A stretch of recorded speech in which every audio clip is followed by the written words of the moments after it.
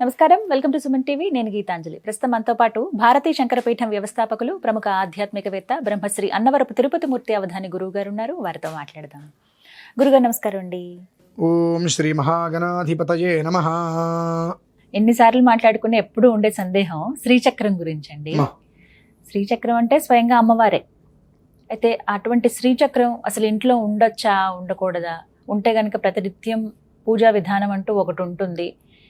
ఏమైనా ఇబ్బంది అయినప్పుడు మనం పూజ చేయలేని పరిస్థితి ఏమైనా ఉంటే దాని నుంచి ఫలితాలు కూడా మనం అందుకోవాల్సి ఉంటుంది అని అంటారు. అసలు ఇంట్లో ఉండొచ్చా, ఉండకూడదా అనే దానికి ముందుగా ఒక క్లారిటీ ఇవ్వండి గురుగారు. శ్రీ విద్యాం పరిపూర్ణమేరు శిఖరే బిందు త్రికోణే స్థిత వాగీషాది సమస్త భూత జననీ మంచే శివాకారకే కామాక్షీ కరుణారసార్ణవమయీం కామేశ్వరాం కస్థితాం కాంతాం చిన్మయ కామకోటి నిలయాం శ్రీ బ్రహ్మ విద్యాం భజే. శ్రీచక్రం తీర్థరాజము, పక్షిరాజము, చక్రరాజము. తీర్థరాజము అంటే గయ, పక్షిరాజము అంటే గ్రద్ద, చక్రరాజము అంటే శ్రీచక్రం. శ్రీచక్రరాజ నిలయ శ్రీమత్ త్రిపుర సుందరి. అయితే శ్రీచక్రం గురించి అయిన వాళ్ళు కాని వాళ్ళు మాట్లాడటానికి కూడా అర్హత లేదండి. చాలామంది ఇళ్లలో అందులో శ్రీచక్రం మేరు వేరు, యంత్రం వేరు, రెండు అవునండి.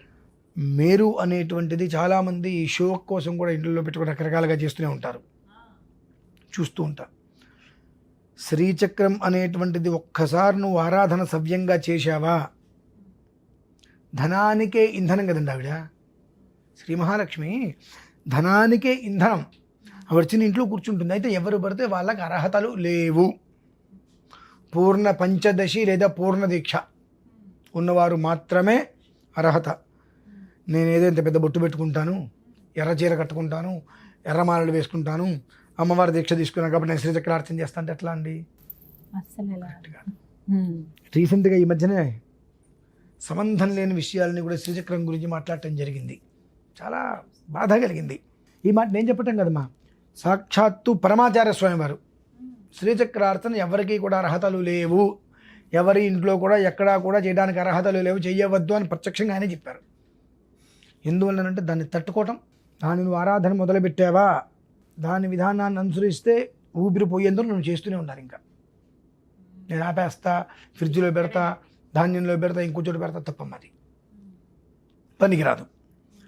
యంత్రం అంటే ఇప్పుడు ఒక రకంగా చెప్పాలంటే నేను ఒక పీఠాన్ని స్థాపించి ఒక విధానాన్ని అనుసరించకపోతే, నాకు పంచదశి పూర్ణం కనుక లేకపోతే నాకు కూడా శ్రీచక్రం మేరుకు అర్చన చేసే అర్హత లేవు. యంత్రాన్ని మాత్రం నేను అర్చించాలి.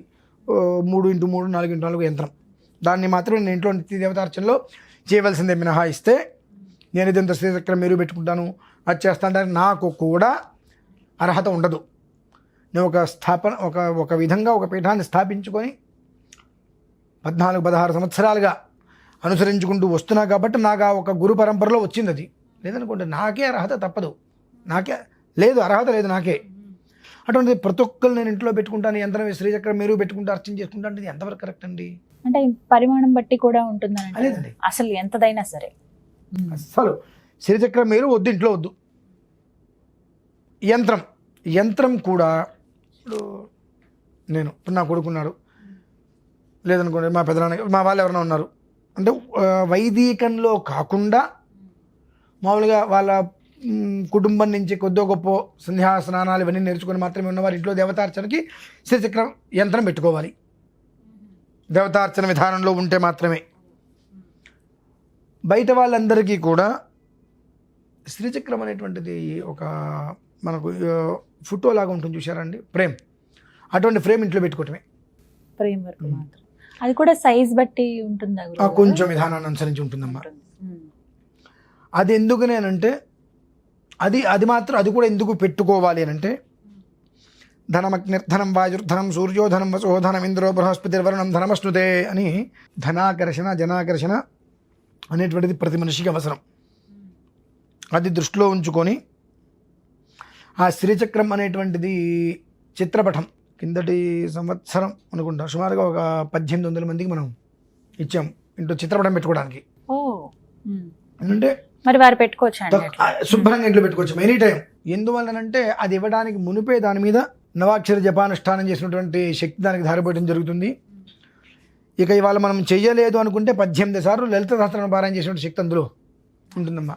అంటే 1,00,000 బీజాక్షర శక్తి అందులో ఇమిడి ఉంటుంది. కాబట్టి ఇంట్లో దేవుడి గుట్లో పెట్టేసుకుని రోజు దానికి ఒక దీపారాధన, ఇంట్లో అన్నిట్లు ప్రత్యేకంగా అక్కడ రోజు నిత్య దీపారాధనలో పెట్టి అంత పటిబల నివేదన పెడితే ఆ ఇంటి మొత్తాన్ని కూడా హిరణ్యవర్ణాం హరిణీం సువర్ణరజతస్రజాం అన్నట్టుగా హిరణ్య ప్రాకారంలాగా ఆ ఇంటిని తయారు చేస్తుందమ్మా. అది ఎప్పుడూ కూడా ఎందువలన అంటే ఒక వస్తువు మన ఇంట్లో ఉంది అంటే దానికి శక్తి అనేటువంటిది ఉండాలి.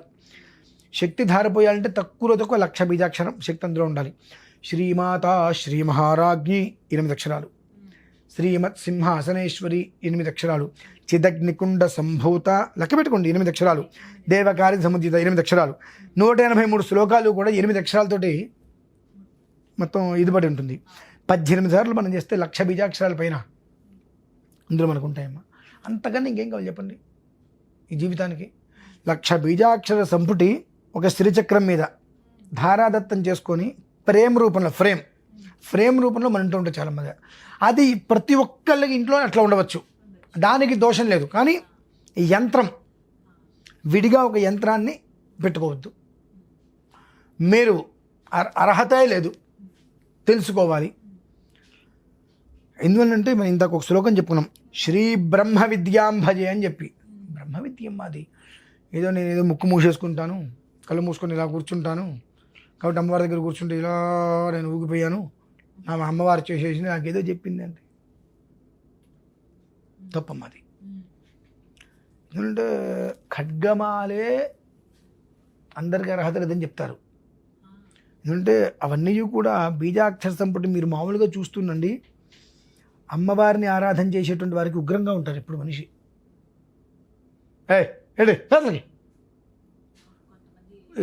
సాత్వికంగా మాట్లాడటం వాళ్ళకి ఉండదు. అమ్మవారు ఆ ఉగ్ర రూపం, నువ్వు ఎంతైతే చేస్తున్నావో అంత మహోగ్రం అనేటువంటిది నీకు తీసుకొని వస్తూ ఉంటుంది. ఆ ఉగ్రం అనేటువంటిది స్త్రీకి అసలు పనికిరాదండి. ఎందుకంటే స్త్రీ శరీరమే స్వతహాగా వేడిగా ఉంటుంది. ఈ వీళ్ళేదో నేనేదో వచ్చేసేస్తా ఇచ్చేసేస్తా ఇంత చేస్తా అంత చేస్తా అని ఎక్కువగా ఆరాధించడం వలన ఆ వేడికి వేడి ఇంకా ఎక్కువ అవడం వల్ల ఏమవుతుందంటే ఆ మనిషి ఒక్కోసారి అడ్డం పడిపోతారండి. అందుకనే పూర్వీకులు స్త్రీలకి ఏదన్నా ఒక మంత్రోపదేశం ఇవ్వాలంటే ముందు గౌరీ పంచాక్షరి ఇస్తారు.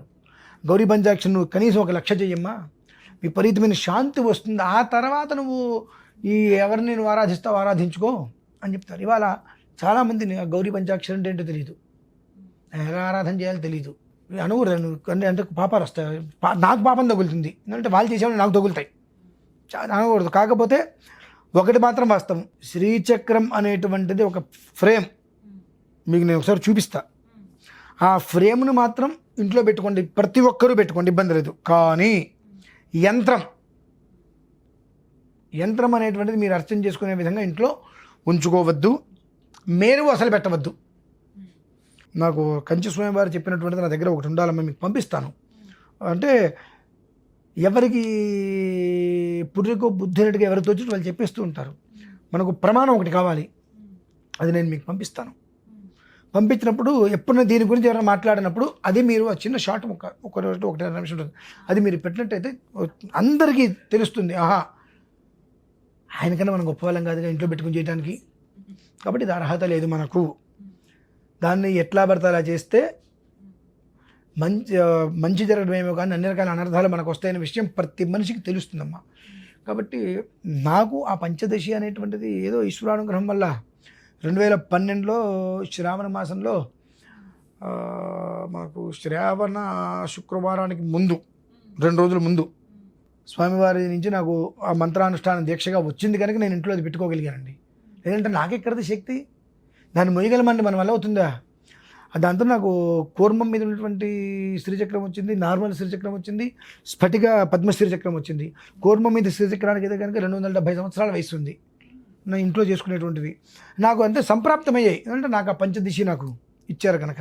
అది లేదనుకోండి నోరు మూసుకూర్చోండి. నేను అయితే ఇప్పుడు మీరు చూపించేటి ఇప్పుడు మన వీడియోలో ఏదైతే చూపిస్తున్నామో ఆ ఫ్రేమ్ అందరూ అది ఆ పెట్టుకోవచ్చు. ఫ్రేమ్ ప్రతి ఒక్కళ్ళు ఆ ఫ్రేమ్ అనేది ఏంటంటే 1,00,000 బీజాక్షరి లలిత సహస్రనామాన్ని అంత ధారపోసి, నవాక్షరి ఒక స్థాయిలో ధారపోసి దాన్ని మనం ఇవ్వడం జరుగుతుంది. నియమాలు ఏమైనా ఉంటాయండి? దీపారాధన అనేటువంటిది ఆపకుండా చేయడమే నియమం. ఎందుకంటే ఇల్లే ఒక దేవత కనుక దీపారాధన లేకుండా మనం ఏమీ ముట్టుకోవడానికి అర్హత లేవు. కాబట్టి ఉదయం పూట ఇంట్లో వెలిగేటువంటి ఫస్ట్ అగ్నిహోత్రం ఏదైనా ఉందంటే గ్యాస్ స్టవ్, కాఫీ కాదండి, దీపారాధన ఆచమనం చేసి దీపారాధన చేసుకుంటారు, నువ్వు ఏదైనా చేసుకో. కాబట్టి ఆ దీపారాధన మాత్రం తప్పకుండా చేసుకోవాలి. అంత పర్టికులర్ ఏదైనా పట్టగలిగితే బ్రహ్మాండం. ఇప్పుడు ఎలా గురువు గారు ఇప్పుడు తీసుకోవాలంటే ఫోన్ చేస్తే మాకు అందిస్తారా ఇవి? అది అందించాలి అన్నా కనీసంగా ఒక 12 రోజులు సమయం పడుతుందండి. మేము కావాలి అంటే అడగంగానే అంటే నా దగ్గర నేను ప్యాక్ చేసి పంపిస్తానంటే సెట్ అవ్వదు. మీకు కావాలి అనుకుంటే 12 రోజులు సమయం పడుతుంది. దానికి అనుష్ఠానం చేసే ఇవ్వాలి. అవేమి నేను చేసి ఇవ్వకుండా మీరు రోడ్డు మీద బోలు దొరుకుతాయి. ఇక్కడ అది కూడా ఒక సమస్య. రోడ్డు మీద చాలా దొరుకుతాయి చక్కగా. ఆ యంత్రం అదంతా డిజైన్ నేను ప్రత్యేకంగా తయారు చేశాను దాన్ని.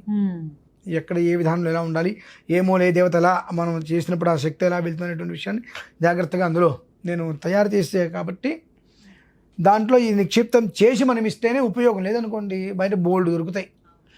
శ్రీచక్రం అనగానే నా దగ్గర ఉన్నాయని చెప్పి దొరుకుతాయి. అది తీసుకుని ఉంటే పెట్టుకుంటాను. కావాలి అనుకున్నప్పుడు 12 రోజులు ఆగితే ఉండగలిగితే 12వ రోజు నాటికి ఇక్కడి నుంచి అది డైరెక్ట్ గా తీసుకెళ్లి పూజా మందిరంలో పెట్టేసుకోవచ్చు. అంతే, ఇంకా ఇబ్బంది లేదు, ఏమీ చేయక్కర్లేదు దానికి. ఇంకా ప్రత్యేకంగా ఎలాంటివి విన్నారు కదండి. ఎవరికైతే ఈ శ్రీచక్రం కావాలో నేను స్క్రీన్ మీద నెంబర్స్ ఇస్తాను, వారికి కాల్ చేసి వివరాలు కనుక్కోండి. మన ఇంట్లో నిత్యం పూజా మందిరం ఎలా అయితే ఉంటుందో అక్కడే ఒక దేవుడి పటాన్ని మనం ఎలా అయితే పెట్టుకుంటామో అలాగే ఇక్కడ పెట్టుకుని రోజు గురుగారు చెప్పినటువంటి చిన్న నియమం, ప్రతిరోజు దీపారాధన చేస్తే గనక మంచి ఫలితాలు ఉంటాయి, అమ్మవారి అనుగ్రహం ఉన్నట్టే అని చెప్తున్నారు. కావాల్సిన వారు స్క్రీన్ మీద కనపడుతున్న నెంబర్స్ కు కాల్ చేయండి. దాని మీద ఉంటుందమ్మా, సదైవీం సంపదమాప్నోతి అని రాసి పెట్టా. అది చండీకి మూలం.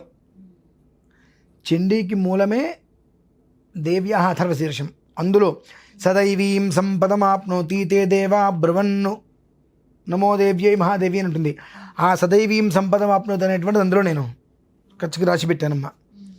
అదే అది చూడంగానే చక్కగా ఆకర్షించాలి మనల్ని ఎప్పుడైతే ఆకర్షించిందో మొత్తం అందరినీ ఆకర్షిస్తుంది.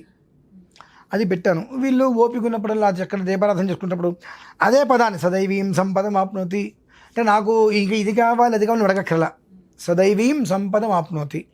సంపద అనంటే అది అనేక రకాలుగా అమ్మ, డబ్బు కాదు, అనేక రకాలుగా ఉంటుంది కనుక ఆ ఒక్క మాట మనసులో పెట్టుకొని కోరుకుంటే చాలు.